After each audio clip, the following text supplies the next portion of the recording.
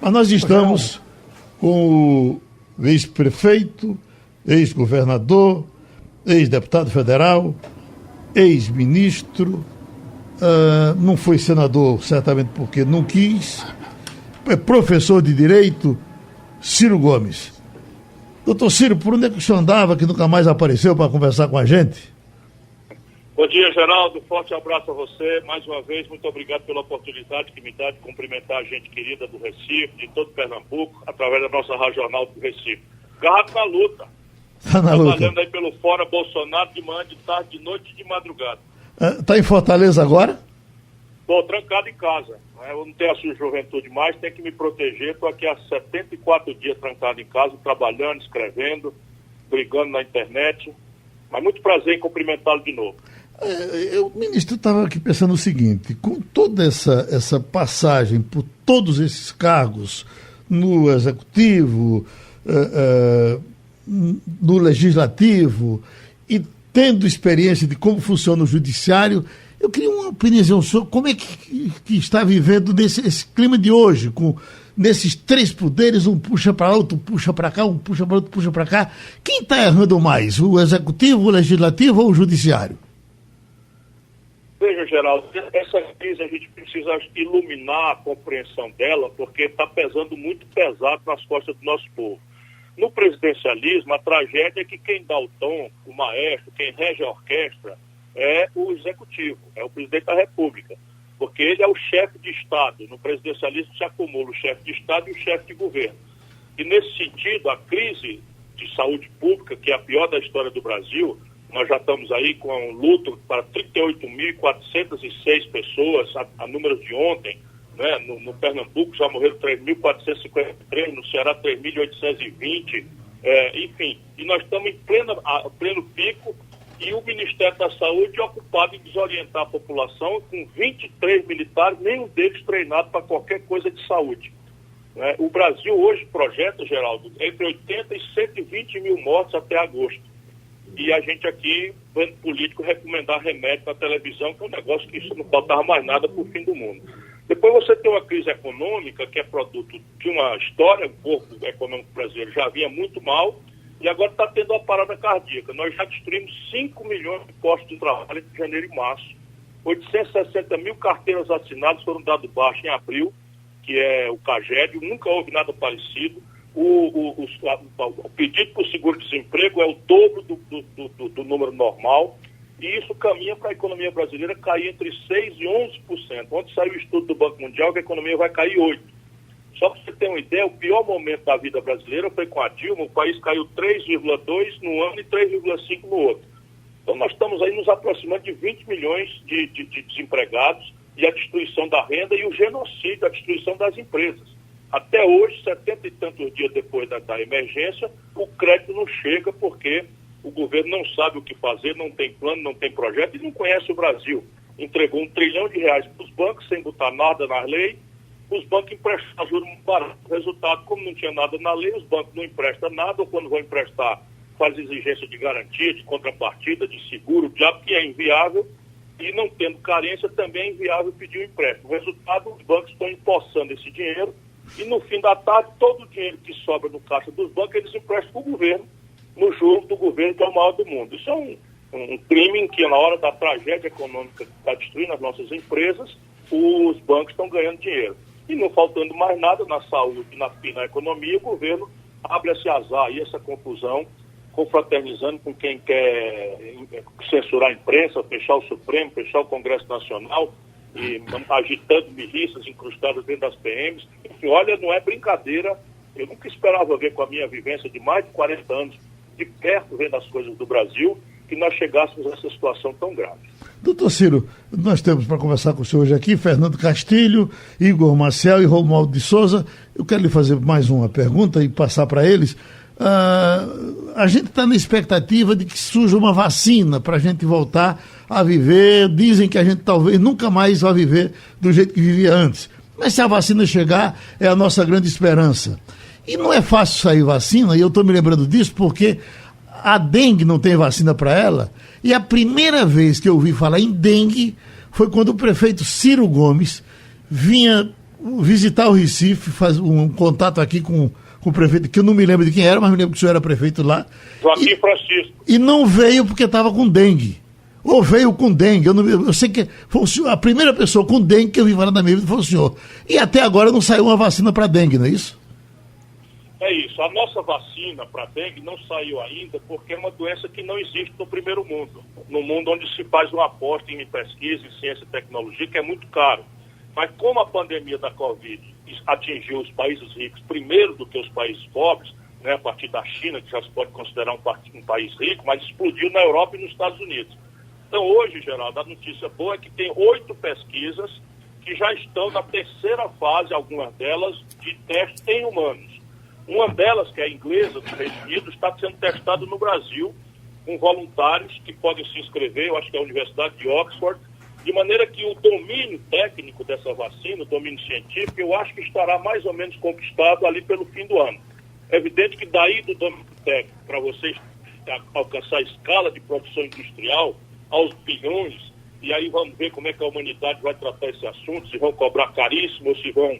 A China está prometendo que se chegar na vacina vai disponibilizar gratuitamente para o mundo todo. Os americanos e o Brasil ficaram contra. Os americanos, o Brasil, eu não sei porquê, a não ser incompetência desastrada do nosso governo. Mas os americanos querem ganhar dinheiro, né, com a venda da vacina para o mundo inteiro. E isso explica porque que eles não querem entrar nesse grande acordo que envolveu 179 países das Nações Unidas. O fato é que hoje não tem vacina e nem tem remédio. Não é? Os médicos estão tentando aí, aqui e acolá, como é que atenua os sintomas, como é que consegue salvar a gente com outras comorbidades, mas hoje não há nenhum protocolo de remédio, o que nos deixa uma única saída, que é o isolamento social, que infelizmente está no pior momento, na hora que a crise está explodindo no Brasil. Então vamos para Igor Maciel. Bom, não veio, eu vou fazer uma pergunta política. Eu estou lendo aqui que a presidente do PT, Gleisi Hoffmann, está dizendo que para o senhor não tem salvação se não for o PT. O senhor ficaria no máximo entre até 11% e sem o PT o senhor está ferrado. O senhor concorda com ela? Esse pessoal perdeu o juízo e a humildade que nunca tiveram está se agravando muito fortemente. Ela precisa entender que nesse momento, eu vou repetir, nós temos que ajudar todo mundo pegando junto para salvar vidas. Nós temos 38.400 mortos, 453 mortos, né? Se a gente não forçar uma mão, nós vamos para 80 a 120 mil mortos. Eu só penso nisso toda hora, já botei aqui as opiniões, que passo o dia lendo os relatórios. Nós temos uma crise econômica que é a pior da história. O Brasil vai para 20 milhões de desempregados. Quando a crise começou, nós estávamos já com 63 milhões e 700 mil brasileiros com o nome sujo no SPC, e essa gente está humilhada. Todo dia recebe um telefonema de um 0800, de um 011 de São Paulo, dizendo: venha pagar sua conta, senão nós vamos lhe tomar sua geladeira. Né? A violência já chegou a 70 mil brasileiros homicídios. Né? O Brasil caiu 10 lugares, agora a notícia de hoje, no ranking da paz mundial, entre 140 países, nós só perdemos para a Colômbia e para a Venezuela em matéria de violência aqui na nossa região latino-americana, e esse povo só pensa em política. Né? Então quem devia se preocupar comigo era o meu eleitor, mas eu não estou preocupado com isso agora não. Então vamos para Romualdo de Souza, em Brasília. Romualdo? Ministro, bom dia, tudo bem com o senhor? Bom dia, Romualdo, tudo bem com você? Está se cuidando? Rapaz, eu estou me cuidando aqui em Brasília, está um frio danado. Agora eu imagino, depois das declarações ontem do general Pazuello, que o senhor deve estar esquiando na neve aí em Fortaleza, ministro. Você veja, vamos repartir com o nosso povo a notícia. O ministro da Saúde, que é um general da ativa, só no Brasil do Bolsonaro mesmo a gente podia viver isso. Botou 23 militares no ministério, nenhum tem qualquer capacidade ou experiência em relação à saúde, na hora da maior crise de saúde pública da história do Brasil. Aí você tem tragédia de toda modalidade. A mais grave é que tem um orçamento, aquele dito orçamento de guerra, de 11 bilhões e 400 milhões de reais, e eles não conseguiram aplicar nem 3 bilhões. Numa hora dessa que o Brasil está vendo gente morrer sem fôlego na porta de hospital, porque não tem leito de UTI, não tem respirador. E, para completar, depois de não sei quanto tempo no Ministério, se senta para dar uma entrevista e bota a culpa no clima, botando o Nordeste brasileiro junto com o inverno da Europa. É um negócio de assustar. Se não fosse tão trágico, era de rir. Né? Você vê aí o nível da incompetência e de despreparo desses malucos que o Bolsonaro botou para governar o país. Fernando Castilho. Bom dia, ministro. Na entrevista que o senhor deu à jornalista Mira Leitão no último domingo, o senhor fez uma ponderação a um comentário do presidente Fernando Henrique, que disse que o tempo era do surgimento de novas lideranças. O senhor disse que tudo bem, mas não deveríamos eleger de novo um estagiário. A característica do estagiário é que ele é motivado, ele erra, mas é sempre corrigido por um supervisor. Mas depois de 526 dias, a marca do governo Bolsonaro é fazer o errado e ser corrigido não pelo supervisor, mas por pressão da sociedade, pelo executivo, pelo legislativo, pelo judiciário. Nós vamos ter que conviver com esse estresse nos próximos 933 dias do mandato do presidente Bolsonaro. Essa é a marca dele.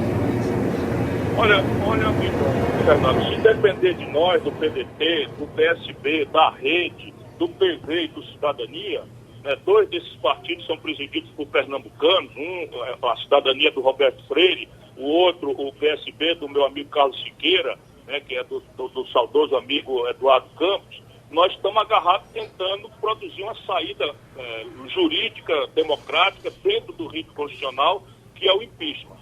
As nossas representações têm prova sobrada, fecunda, sem qualquer capacidade de contestação, de que o Bolsonaro está cometendo reiteradamente crimes de responsabilidade. Número 1, quando atenta contra o regular funcionamento das instituições. Ele confraterniza na porta do quartel do Exército com pessoas que estão propondo intervenção militar, fechamento do Congresso, fechamento do Supremo. O 2, o segundo crime, quando ele atenta contra a autonomia dos Estados Federados. Hoje tem uma operação esquisitíssima da Polícia Federal no Pará.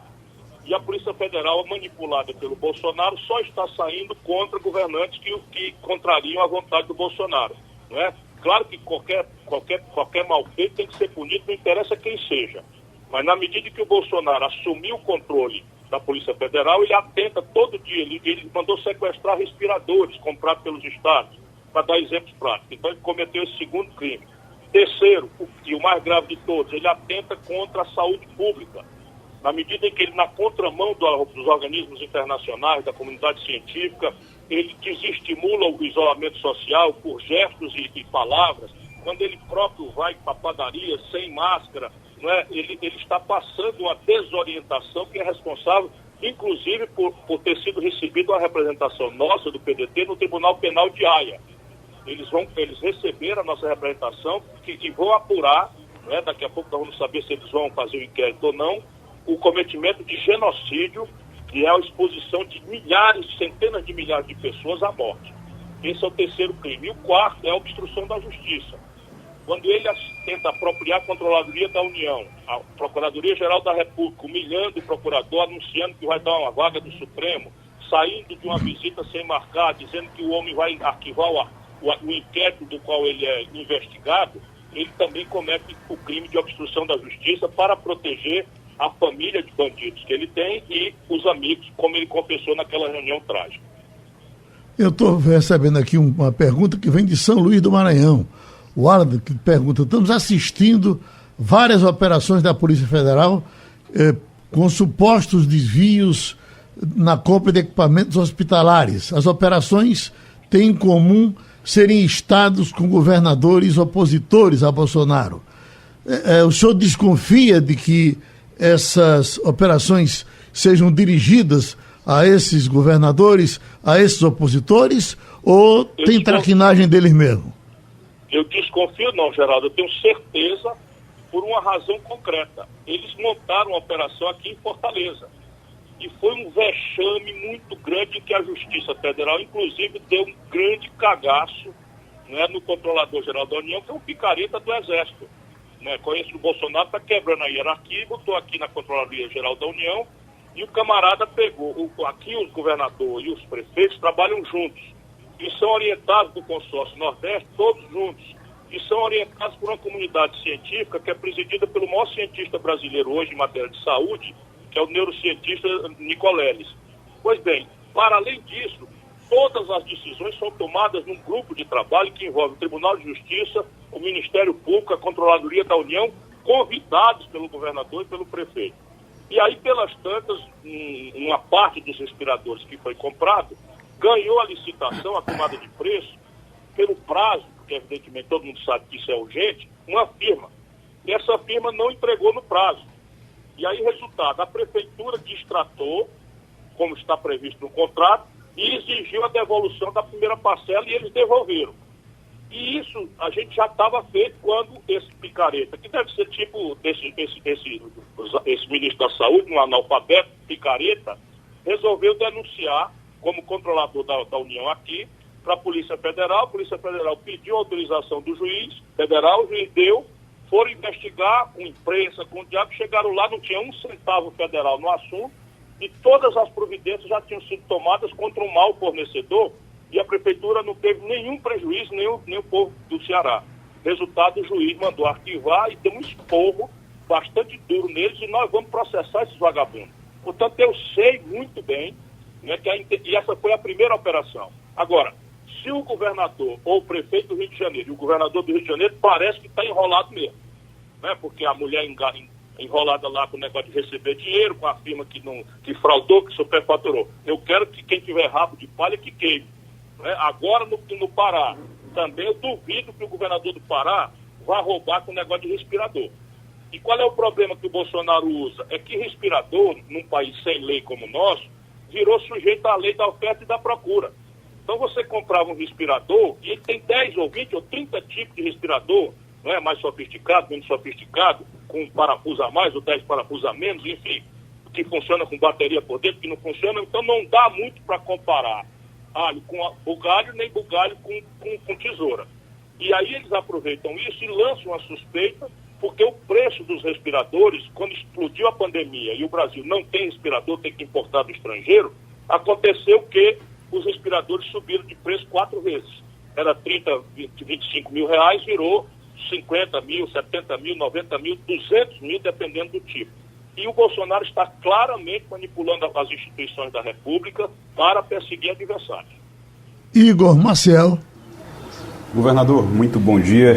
Agora sim, estamos podendo falar aqui. Agora, eu queria só entender uma coisa. Eu estava lendo seu livro, terminei de ler o livro nessa madrugada, inclusive, porque sabia que ia entrevistar hoje, e eu queria dar uma adiantada para entender bem o seu pensamento. Vi a sua entrevista na Globo News recentemente também, aquele debate com Marina Silva e Fernando Henrique, e eu queria entender uma coisa em relação à sua política de articulações, a sua política de alianças daqui para frente, ou de alguns meses atrás para frente.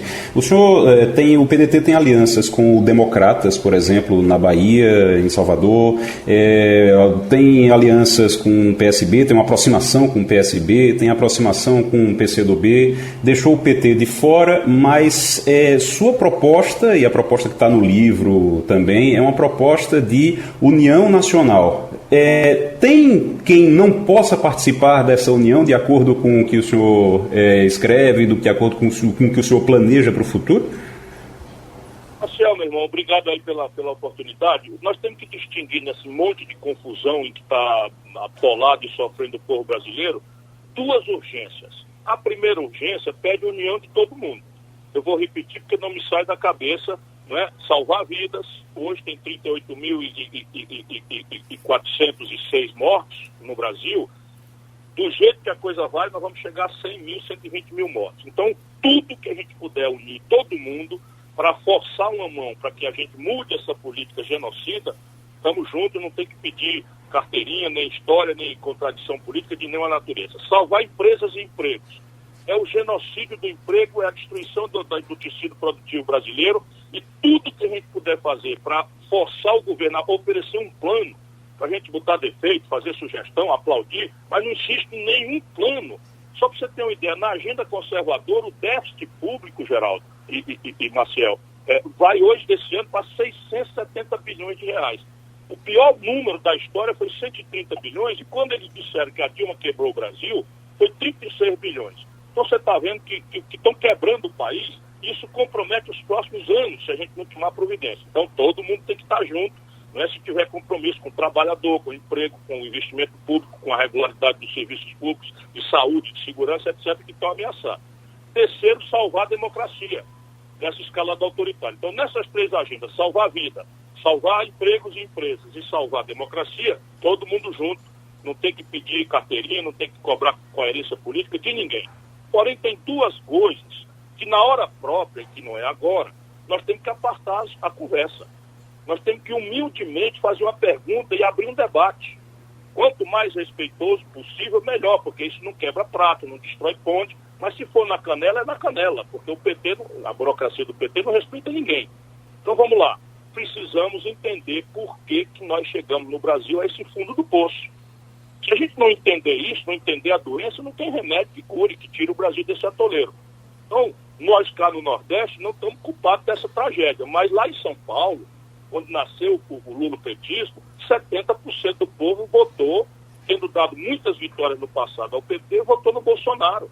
70% dos eleitores do Rio de Janeiro, 70% dos eleitores de Minas Gerais, 70% do Rio Grande do Sul, 70% do Paraná, 70% de Santa Catarina, 70% de Mato Grosso, do Distrito Federal, de Goiás, do Mato Grosso do Sul, não é? Quase 70% no norte do Brasil. Se a gente não tiver humildade para entender por que o povo brasileiro, que deu tantas vitórias para o nosso lado progressista, comprometido com a questão nacional, com a questão dos pobres, com a questão do desenvolvimento, por que o povo nos abandonou e votou num boçal despreparado, que nunca tinha dado um dia de serviço à nação, não é? Aí eles dizem que é por causa de fake news. Tudo bem, houve muita mentira, muita manipulação, muito dinheiro sujo, não é? Muito grupo de WhatsApp espalhando as tais fake news, ok. Mas isso não explica. O que explica foi a tragédia econômica e a tragédia de corrupção que se generalizou no governo do PT, na minha opinião.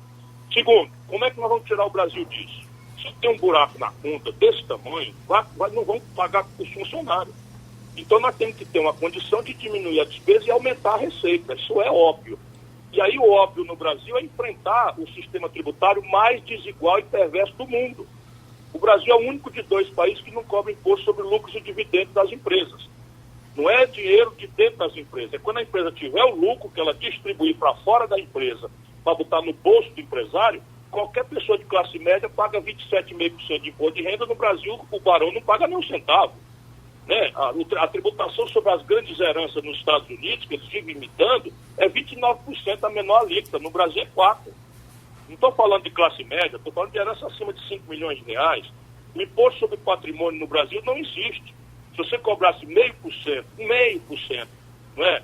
Esses camaradas que têm aí 200 milhões, 300 milhões, acima de 22 milhões de reais de patrimônio, a gente arrecada 80 bilhões de reais. Aí eu posso dizer sério de onde é que vai vir o dinheiro para resolver o problema da saúde, da educação, da segurança, que estão sendo destruídas no Brasil, sem falar no colapso da infraestrutura. E aí, quando a gente está do lado do PT e faz essa discussão, não digo do PT como um todo, porque tem muita gente boa, mas essa burocracia do lulopetismo que descolou da realidade, não pensa nada, não tem compromisso, não tem humildade, e vive a agredir todo mundo que não pensa igual com eles. Como se o povo brasileiro, 70%, tivesse virado gado, que é como eles chamam o povo, fascista, que é como eles chamam o povo. Eu estou noutra. Então, unir todo mundo para salvar a vida, salvar emprego, empresa e a democracia, ok, estamos juntos, não tem problema. Agora, é preciso apartar as bandas, se puder, respeitosamente, e aprofundar o debate sobre o que aconteceu para que o Brasil chegar nesse fundo do poço e, mais importante, como organizar uma saída, né, para o futuro não ser tão trágico para os nossos jovens. Eu tenho mais uma pergunta do povo aqui, que é Erildo, da cidade universitária, que ele diz: diga a Ciro Gomes que eu sempre votei nele. Acredito na inteligência dele e tudo mais. Agora, noto que nos últimos tempos ele anda muito mal criado e fica parecendo um Bolsonaro que sabe ler. Aí eu pergunto, ele está disposto a abrir mão da malcriação para fazer esse país andar com paz? Eu não sou mal criado não, meu irmão. Eu me desculpe se às vezes eu me deixo ver assim, mas é porque o meu coração é ligado nessas coisas. Eu nunca fiz da política meio de vida. Geraldo já me conhece, né, de algum tempo. Eu, quando era o governador mais popular do país, eu resolvi parar com a política, que eu não queria me deformar, não queria deixar que acontecesse comigo o que acontece com certos políticos que não compreendem, né, a necessidade de dar passagem para os outros. Eu fui embora, fui estudar, fui escrever, enfim. A última eleição que eu participei foi em 2006 como candidato para fora a presidência da República agora. Então, em 2006, eu tinha, como o Geraldo reconhece, a chance pela generosidade do povo. Eu nunca perdi uma eleição aqui na minha comunidade. E não é porque eu seja coronel, não, como eles me insultam. É porque eu não tenho uma rádio, não tenho uma televisão, não sou sócio de ninguém, não tenho fortuna, né? Vivo uma vida muito boa porque sou remunerado por palestras, cobro bastante caro quando são empresas ricas, não cobro de estudante. Enfim, minha luta é pelo povo brasileiro. E eu estou muito angustiado, você não tem ideia. A gente não pode banalizar, sabe, 38 mil pessoas mortas. É só você imaginar, meu irmãozinho, que seria a sua mãe e perguntar se diante da irresponsabilidade da sua mãe chegar no hospital e não ter um respirador e ela morrer sem fôlego na sua mão. E eu estou vendo isso acontecer no Brasil. Não dá para ser frio. Desculpa, às vezes eu tenho que escolher as palavras, eu tenho que fazer... Né? A destruição dos empregos no Brasil, estão preparando ali por agosto, setembro, violência na rua. E a gente tem que levantar a voz. Se a gente não falar com dureza, com clareza, e às vezes não tendo que dizer que eu sou corrupto, não tendo que dizer, vai dizer que eu sou bocão, tá bom, eu engulo isso daí, porque nem sempre escolho melhores palavras. Mas por último, uma coisa, eu não sou filho do baronato, dos aristocratas, da nobreza brasileira. Eu sou filho de 2 modestos funcionários públicos, fui educado a maior parte da minha vida na escola pública do interior do Nordeste do Brasil. E muitas vezes essa crítica se faz, me chama de coroné. Por quê? Só porque eu sou nordestino. Então, eu não sou um convidado para essa festa de branco. E eu falo os números. Eu acabei de dizer aqui que os bancos estão empossando R$1 trilhão de dinheiro público, destruindo as empresas no Brasil e emprestando para o próprio governo. Eu não vou ser perdoado nunca. E aqui no Ceará, né, a gente aprende desde cedo, muito pequenininho, que adversário, quando não tem defeito, nós bota. Então, esse é o defeito que bota em mim. Eu tenho que me policiar, me corrigir, mas não queira que eu seja um lorde, porque eu não jamais vou ser, porque eu não quero ser. E Romualdo de Souza, em Brasília. Ô, ministro, por gentileza, vamos falar de eleições municipais. No Recife, o deputado federal Túlio Gadelha, do seu partido, já comprou as alpargatas para fazer a campanha. Agora eu pergunto ao senhor, candidatura própria do PDT na eleição do Recife, ou o senhor defende uma aliança com o PSB de João Campos, filho do seu amigo Eduardo Campos?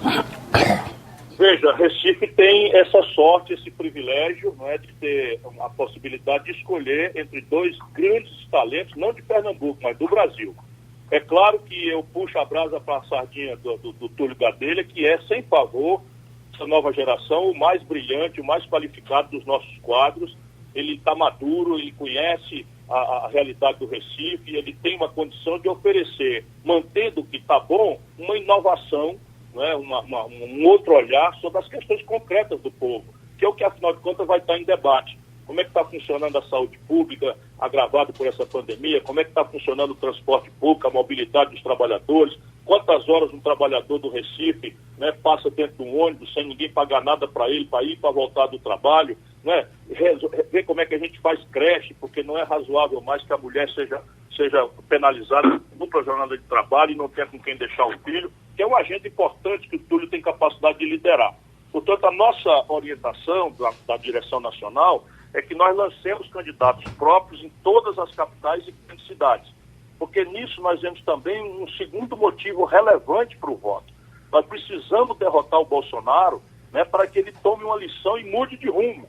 Né, que o país possa se reencontrar ao redor de um debate, né, civilizado, que não fique metendo negócio de milícia, de ameaça de fechar poderes, de ameaça de perseguir jornalistas, de perseguir a academia, enfim. Portanto, esses 2 motivos de voto, um bom projeto, né, para atender a agenda do povo, e um voto que no simbólico seja lido, né, por todo mundo como uma repulsa, um repúdio do povo brasileiro, fazem com que a nossa candidatura com Túlio seja importante.